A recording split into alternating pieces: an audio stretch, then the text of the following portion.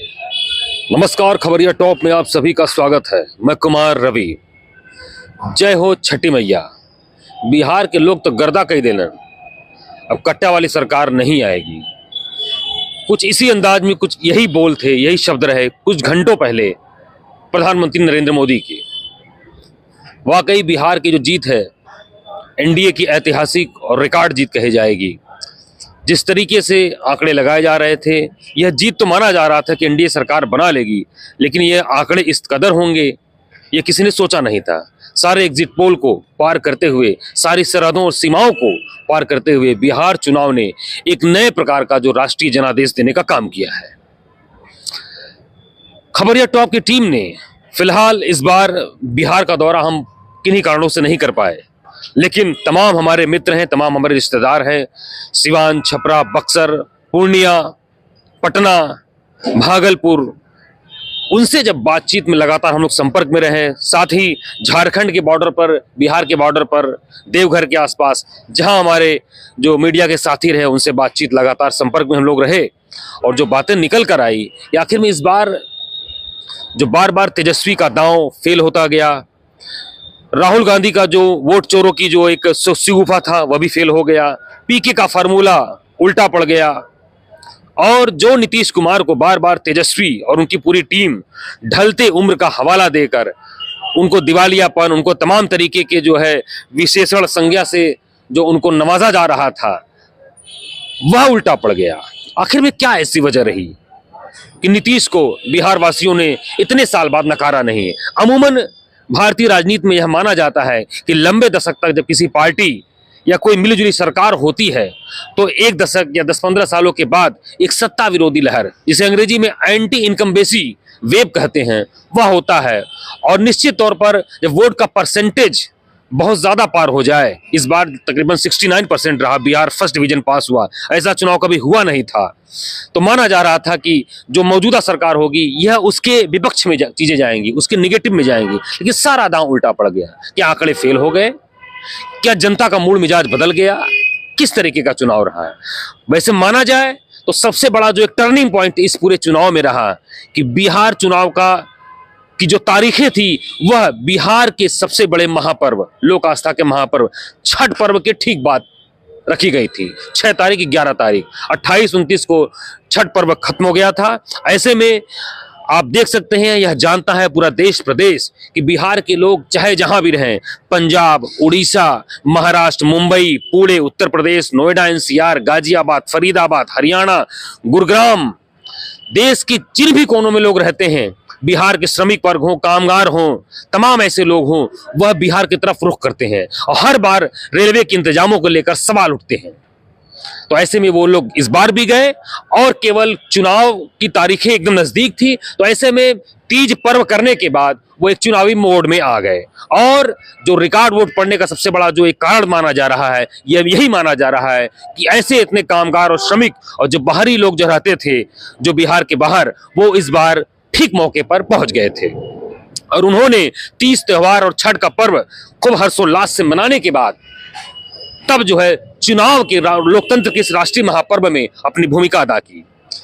वहीं भागलपुर के मेरे साथी जो वरिष्ठ पत्रकार हैं, राहुल भारती का कहना है कि अगर देखा जाए चुनावी मोड़ की बात करें तो दुर्गा पूजा के ठीक समय जिस तरीके से नीतीश सरकार ने जो 2.5 लाख का जो एक दांव खेला बिहार की महिलाओं के लिए, स्वरोजगार के लिए, उनके स्व आत्मनिर्भर कामगारों के लिए कि किसी तरीके से वो अपना काम करे, चाहे दूध पालन करे, चाहे पशुपालन करे, चाहे घरों में काम जो छोटे मोटे जो घरेलू उद्योग उसको स्थापित करे, उनको यह पैसा दिया जाएगा।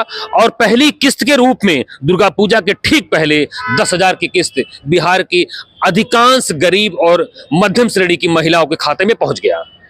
यह पैसा पहुंचना क्या था ठीक त्योहार के पहले, भले ही उद्योग धंधा ना खुला हो, लेकिन सबका तीज त्योहार बहुत कायदे से मन गया, परिवार में एक संतोष की लहर बन गई। उसके बाद छठ का पर्व रहा, उसमें भी बिहार सरकार ने बहुत ही जबरदस्त तरीके से पटना से लेकर पूरे बिहार में जो है बहुत बेहतरीन इंतजाम कर रखा था। तो सब मिलाकर, और उसके बाद हमारे और तमाम साथी बताते हैं, बिहार के मीडिया साथी, तकरीबन 4-5 महीने से जो मध्यम श्रेणी के या 2 किलोवाट के जो विद्युत उपभोक्ता है उस तक 4-5 महीने से उनको बिजली का बिल नहीं देना पड़ रहा है।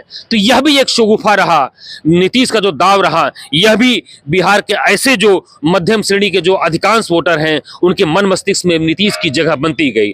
दूसरा सबसे बड़ा रहा कि बिहार की महिलाएं हमेशा नीतीश के साथ रहीं, क्योंकि शराब जो बिहार को माना जा रहा था कि शराब के कारण वहां पर क्राइम का ग्राफ बढ़ता जा रहा है। भले ही शराबबंदी हुआ, ऐसे में तो उसको राजस्व का घाटा हुआ, लेकिन जो अराजक जो कृत्य होते थे बिहार में, अब तक पहले जंगल राज माना जाता था, उसमें काफी कमी देखने को मिली। हालांकि शराब की एंट्री हर तरीके से होती रही, अवैध एंट्री, लेकिन उतनी जो है उस तरह की घटनाएं वहां पर यह रूप नहीं ले पाई। तो बिहार की महिलाओं में यह भी एक कानून व्यवस्था को लेकर मानसिकता बनी रही।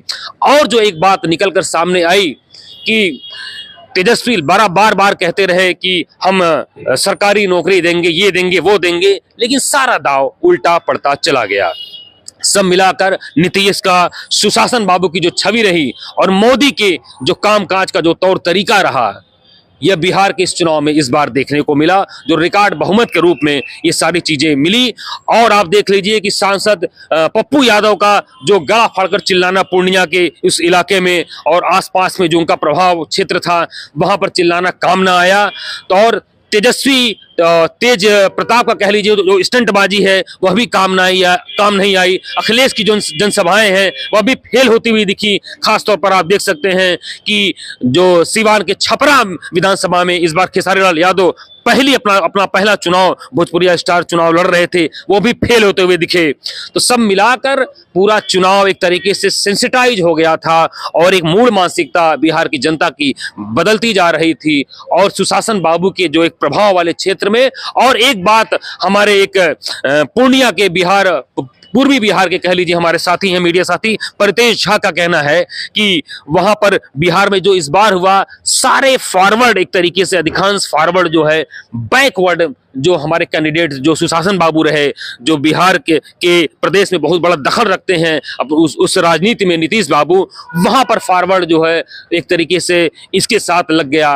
तो कुल मिलाकर जो राजद का जो महागठबंधन का जो गठजोड़ था मुस्लिम और यादव का, बहुत ज्यादा नहीं चल पाया। तो सब मिलाकर बिहार का मूड मिजाज ऐसा ही रहा और यही नतीजा रहा कि बिहार में इस तरीके का परिणाम सामने निकल कर आया। फिलहाल आप खबरिया टॉप की टीम के साथ बने रहिए और आगे आपको हम एक ऐसे अगले वीडियो में एक ऐसे जो है बेबाक कलमकार से उनके साथ हम एक वार्ता के दौरान आपसे बात करेंगे और बिहार के चुनाव पर, बिहार के ऐतिहासिक पृष्ठभूमि पर क्या लालू परिवार का जो राजनीतिक अस्तित्व है वह खत्म होता हुआ जा रहा है, उनके दोनों बेटों का क्या होगा, क्या नीतीश बाबू, एक समीकरण यह भी देखने को मिल रहा है कि इस बार सबसे पहली बार देखा जाए इतिहास में बिहार में भाजपा सबसे बड़ी पार्टी उभर कर आई है। और अगर देखा जाए तो अगर भाजपा के अगर आंकड़ों को मिला लिया जाए और साथ ही पासवान की पार्टी को मिला लिया जाए, हम पार्टी को मिला लिया जाए, कुछ एक और छोटी मोटी पार्टियों को मिला लिया जाए,